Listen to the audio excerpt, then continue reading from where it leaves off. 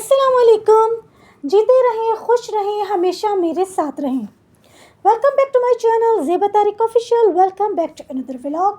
आई hope मेरी YouTube family बिल्कुल ठीक ठाक होगी और अल्लाह का शुक्र है मैं भी बिल्कुल से ठीक हूँ। आज बहुत नहीं, थोड़े दिन के बाद मैंने आप लोगों से दुआ सलाम करी है, हाल अहवाल पूछा है। वरना अब तो क्या होता है कि डायरेक्ट मैं जो है वो आप लोगों से बातें करना स्टार्ट कर देती हूँ और जो भी रोज़ की कहानी होती है या जो कुछ भी मेरा टॉपिक होता है मैं वही स्टार्ट कर देती हूँ।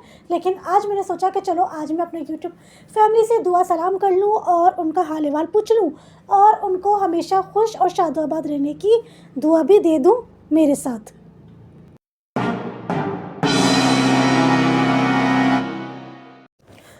थोड़ा बहुत अपनी यूट्यूब फैमिली के लिए थोड़ा बहुत अपने व्लॉग्स को इंटरेस्टिंग बनाने की कोशिश कर रही हूँ।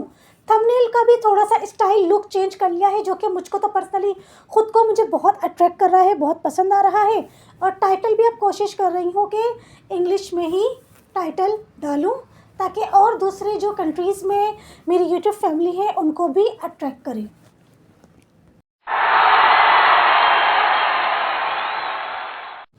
कल के व्लॉग में मैंने आप लोगों को कहा था कि न्यू ईयर का बहुत ही ज़बरदस्त सा हम लोगों को गिफ्ट मिला है और किसकी तरफ से मिला है ये भी मैं आप लोगों को बताऊंगी और क्या गिफ्ट मिला है ये भी अपनी यूट्यूब फैमिली के साथ शेयर करूंगी।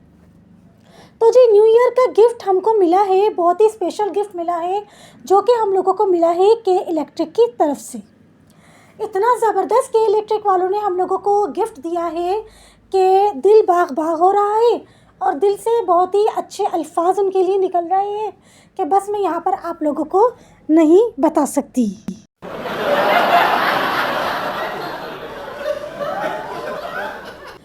तो भाई के इलेक्ट्रिक की तरफ से गिफ्ट हम लोगों को ये मिला कि सैटरडे वाले दिन 3 जनवरी को शाम को 7:30 बजे जो लाइट गई है, भाई 1.5 घंटे की हमारे घर में 4 टाइम लाइट जाती है, सुबह दोपहर शाम रात। जो रात की जो लास्ट वाली जो लाइट है ना वो 7:30 बजे जाती है और 9 बजे आ जाती है।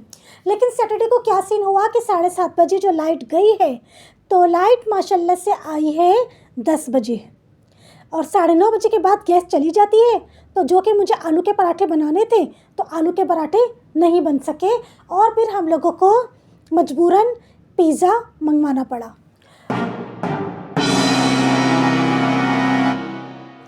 और फिर नेक्स्ट डे संडे के दिन क्या हुआ, अच्छा हम लोग समझे कि मे बी पॉसिबल कि ये सिर्फ सैटरडे को ही कोई मतलब फॉल्ट हो गया होगा जो 1 घंटे की एक्स्ट्रा लाइट ली, 1.5 घंटे के बजाय 2.5 घंटे की लाइट इन्होंने ले ली।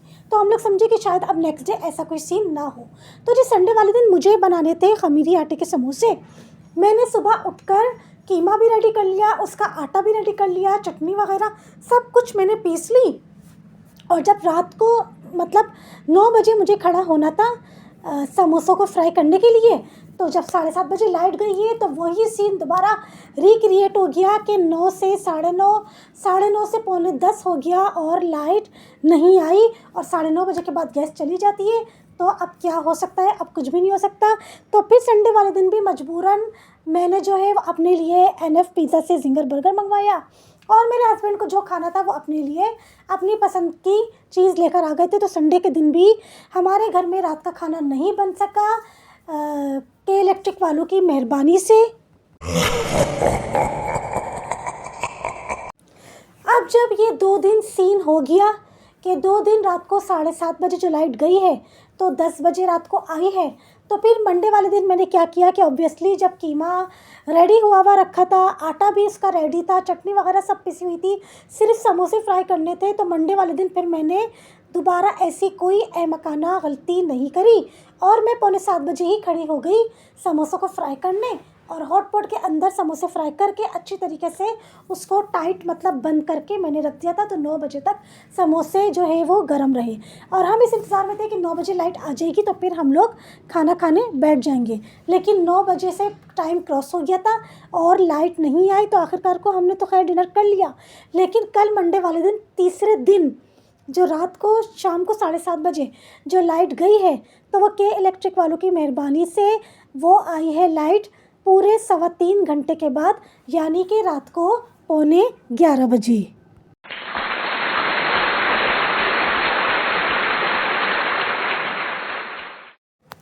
तो जी ये मिला था हम लोगों को न्यू ईयर का गिफ्ट कि इलेक्ट्रिक की तरफ से हम लोगों को न्यू ईयर का गिफ्ट मिला है 3 जनवरी से। 3 जनवरी से हमारी जो रात वाली लाइट है, यानी सुबह दोपहर और शाम की जो लाइट है, वो अपने टाइम से वही 1.5 घंटे की जा रही है। लेकिन जो लास्ट वाली लाइट 1.5 घंटे की जाती थी, वो उन्होंने 1.5 घंटे से 2 दिन 2.5 घंटे की ली, और कल तीसरे दिन 3.25 घंटे की ली। अब आज अल्लाह खैर करे कि देखें आज क्या होता है कि आज की 7:30 बजे लाइट जाएगी तो कितने बजे वापस आएगी।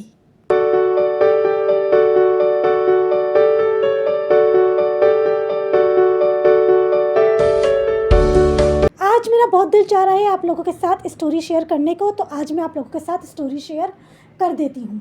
तो जी ये स्टोरी है देहरादून की लड़की की। देहरादून की लड़की जो कि एजुकेटेड फैमिली से बिलोंग करती थी, लेकिन फाइनेंशियली जो उनके स्टेटस था ना, वो इतना ज़्यादा कोई हाई लेवल का नहीं था। फाइनेंशियली वो लोग थोड़ा डाउन थे, लेकिन एजुकेटेड थे। इस लड़की की जिस लड़के से शादी हुई वो एडिनबरा में होता था, और इसकी कज़न की शादी में इनके माँ बाप से मुलाकात हुई थी। तो बस उसी शादी में जो है इसके रिश्ते का सिलसिला स्टार्ट हो गया था।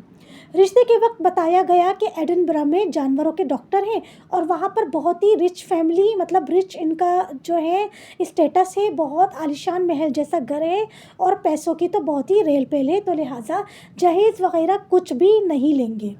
लड़की के माँ बाप पहले ही थोड़े से नॉर्मल फैमिली थे, मतलब लड़की को जहेज़ नहीं दे सकते थे। जब उनको पता चला कि इतना अच्छा घर बैठे रिश्ता मिल रहा है, तो बस लड़की के माँ बाप बहुत ही खुश हो गए और उसकी शादी तय कर दी। शादी से 1 हफ्ते पहले लड़के ने लड़की के माँ बाप से मिलकर और उनसे कहा कि मेरे पास पैसे नहीं हैं आपकी बेटी को एडिनबरा ले जाने के लिए, उसका पासपोर्ट और टिकट का इंतज़ाम करने के लिए, लिहाजा आप लोगों को जहेज़ देना होगा। जहेज़ में आप लोग पैसे दे दीजिए कैश, ताकि आपकी बेटी को एडिनबरा ले जाने के लिए पासपोर्ट और टिकट का इंतज़ाम कर सकूं। जब उसके माँ बाप को ये पता चला तो जाहिर सी बात है कि उसके माँ बाप को धचका सा लगा। लेकिन शादी से 1 हफ्ता पहले जब ऐसी बात किसी भी माँ बाप के कानों में सुनाई जाती है, मतलब सुनने को मिलती है, तो हर माँ बाप यही चाहते हैं कि हर सूरत हम जो है ना वो अपनी बेटी की शादी करवा दें, क्योंकि शादी से पहले जब 1 हफ्ता पहले लड़की की किसी न किसी बात पे शादी ख़त्म हो जाए तो फिर माशरे में काफ़ी बेइज्जती और बदनामी होती है। तो बस उसकी माँ के पास जो थोड़ा बहुत जेवर था वो बेचकर उन्होंने अपनी बेटी के लिए पासपोर्ट और टिकट का इंतज़ाम किया, और 1 हफ्ते के बाद शादी करके अपनी बेटी को एडिनबरा उसके शौहर के साथ रवाना कर दिया। जब वो एडिनबरा पहुँची तो वहाँ जाके पता लगा कि ये कोई जानवरों के डॉक्टर नहीं है, ये तो वहाँ पे एक बस ड्राइवर है, और जिस घर में वो लेकर गए वो घर कहलाने के काबिल ही नहीं था। एक कमरे का टूटा फूटा गंदा संदा, इतनी बदबू, इतना सड़ा हुआ जिसे बोलते हैं कि वो घर कहलाने के काबिल नहीं था, वो उनका घर था, जो देखकर उस लड़की को उसके सिस्टम को शौक लगा। और फिर दूसरा उसके सिस्टम को शौक ये लगा जब वहाँ पहुंचकर पता चला कि ये कोई जानवरों के डॉक्टर नहीं है, ये तो यहाँ पर एक बस ड्राइवर हैं। फिर उसके बाद वो जिस घर में लेकर गए वहाँ पर पहले से ही एक औरत मौजूद थी और एक बच्चा मौजूद था। तो इस लड़की ने अपने हस्बैंड से पूछा कि भाई आखिरकार को ये औरत और ये बच्चा कौन है। तो उन्होंने जवाब दिया कि ये मेरी पहली बीवी है और ये मेरा बेटा है। कहने लगी जब उन्होंने ये बात बोली तो मुझे ऐसा फील हुआ जैसे मेरे मुंह पर किसी ने तमाचा मारा है। खैर उस लड़की ने ये भी बर्दाश्त कर लिया, क्योंकि उसकी माँ ने अपना जेवर बेचकर कितनी मुश्किलों से उसके पासपोर्ट और टिकट का इंतज़ाम किया था और उसकी शादी करी। तो वो अपने माँ बाप को दुख नहीं देना चाहती थी। अपने माँ बाप के खातिर उसने ये तीनों जो उसको शौक़ लगे थे ना, ये सब उसने बर्दाश्त करे। फिर आखिरकार को वो उस घर में जैसे तैसा, मतलब उससे बिल्कुल भी रहा नहीं जा रहा था। वो लड़की गंदगी की आदी नहीं थी, लेकिन फिर भी वो गुजारा कर रही थी। अच्छा, पहली बीवी की जो थी वो उसके हस्बैंड से बहुत लड़ाइयाँ होनी स्टार्ट हो गई थी, तो पहली बीवी डाइवोर्स लेकर चली गई थी। इन्होंने बहुत ही कोशिश करी, इस लड़की ने बहुत कोशिश करी शादी को निभाने की, लेकिन वो जो थे ना ज़बान के भी बहुत तेज़ थे, बात बात पे गालियाँ भी बकते थे और मारना भी स्टार्ट कर दिया था। एक दिन उसके हस्बैंड ने उसको इतना मारा कि नाक से भी खून, कान से भी खून, और उसके बाल इतने ज़ोर से नोचे खींचे कि बालों का गुच्छा उस आदमी के हाथ में आ गया। जब उसने देखा कि इसके हाथ में बालों का गुच्छा है तो उसने पूछा अपने हस्बैंड से कि ये क्या है तुम्हारे हाथ में, ये क्या आया है। तो फ़ौरन उसने अपनी जो पैंट की जो पॉकेट होती है उसमें डाल दिए और कह दिया नहीं नहीं कुछ नहीं है, कुछ नहीं है, कुछ नहीं है। तो मतलब वो तो खुद अपनी स्टोरी खड़ी हुई सुना रही थी जो मैंने उनको देखा है। वाकई उनके लेफ़्ट साइड से जो सर है ना, वो अच्छा खासा वहाँ से बाल जो है ना बिल्कुल गायब हो चुके हैं। अच्छा खासा उनका सर वहाँ से गंजा नज़र आ रहा है। ऐसे उनके हस्बैंड ने उनके बाल नोचे थे। फिर क्या हुआ कि शादी के बाद वो प्रेग्नेंट हो गई, और जब वो प्रेग्नेंट हुई तो उनके हस्बैंड ने उनको फ़ोर्स किया कि तुम्हें अबॉर्शन कराना ही कराना होगा। वो अपनी वाइफ़ को ज़बरदस्ती हॉस्पिटल ले गए और हॉस्पिटल में ले जाकर ये शो करा कि ये मेरी वाइफ़ नहीं है, ये मेरी बहन है और हम अबॉर्शन कराने आए हैं। तो डॉक्टर ने कहा कि भाई इसका हस्बैंड कौन है, इसके हस्बैंड को बुलाओ, हम इसके हस्बैंड से बात करेंगे।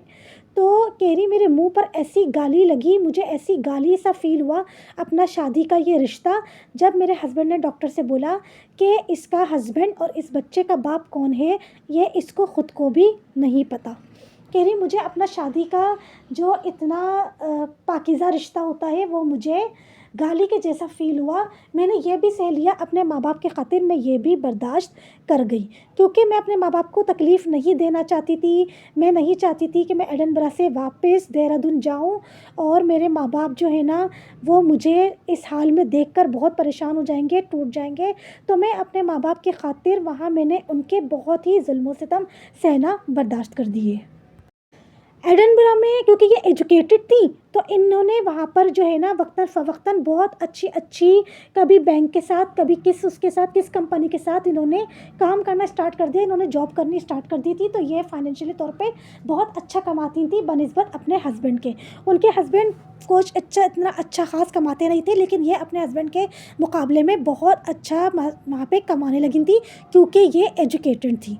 इन्होंने 20-25 साल तक अपनी शादी को कामयाब बनाने की बहुत कोशिश करी, लेकिन क्योंकि ज़ाहिर सी बात है ये बैंक में और बहुत सारी कंपनीज़ के साथ इन्होंने काम किया था, इन्होंने जॉब की थी। इनकी मुलाकात एक आदमी से हुई जो कि इनके साथ इनके कुलीग वगैरह थे और इनके साथ काफ़ी सिंसियर थे, और इनको इस हाल में देखकर काफ़ी उनको मतलब तकलीफ़ होती थी। जो इनको मतलब सपोर्ट करते थे, समझाते थे, बहुत गाइड करते थे कि तुम आखिर इस आदमी से जान क्यों नहीं छुड़ा लेती। तो बस 25 साल उस रिश्ते को निभाते निभाते वो भी बहुत थक गई थी। आखिरकार को उन्होंने फिर उस आदमी से जान छुड़ाई और उसके बाद उन्होंने दूसरी शादी करी उस आदमी से, जो कि उनको जो है ना शादी के काफ़ी साल के बाद उनकी मुलाकात हुई थी जिस आदमी से। अब ये पोजीशन है उनकी लाइफ की कि वो एडिनबरा में और चाइना में और काफ़ी कंट्रीज़ में बहुत फेमस हो चुकी हैं। काफ़ी लोगों को वो फ्री में इंग्लिश लैंग्वेज सिखाती हैं और बहुत सारे लोगों के साथ उन्होंने काम किया है, तो वो काफ़ी फेमस पर्सनैलिटी हो गई हैं। लेकिन अब उनकी लाइफ बहुत ही सुकून वाली और बहुत अच्छी गुजर रही है और दूसरे हस्बैंड के साथ उनका एक बेटा भी है। ये स्टोरी उन्होंने ख़ुद खड़े होकर सुनाई थी। मैंने आप लोगों को इनकी स्टोरी के जो मेन पॉइंट थे बस वो मैंने आप लोगों के साथ शेयर किए हैं। स्टोरी तो वैसे बहुत लंबी थी, आई थिंक 40 मिनट्स की स्टोरी थी, जो कि मैंने बहुत सारे पॉइंट्स आप लोगों के साथ शेयर नहीं किए। इसी व्लॉग में आप लोगों को मैंने पूरी स्टोरी सुनाने की कोशिश की है। माँ बाप तो अपनी लड़कियों की शादी अच्छे से अच्छा ही देखकर करते हैं, लेकिन लड़कियों के नसीब का कुछ पता नहीं होता। अल्लाह पाक बस हर लड़की का नसीब बहुत अच्छा करे। ये स्टोरी मुझे बहुत इंस्पायर करी थी और जब मैंने ये स्टोरी सुनी थी तो उसी वक्त मैंने इरादा कर लिया था मैं आप लोगों के साथ ये स्टोरी ज़रूर शेयर करूँगी। आई होप मेरा आज का व्लॉग आप लोगों को अच्छा लगा होगा।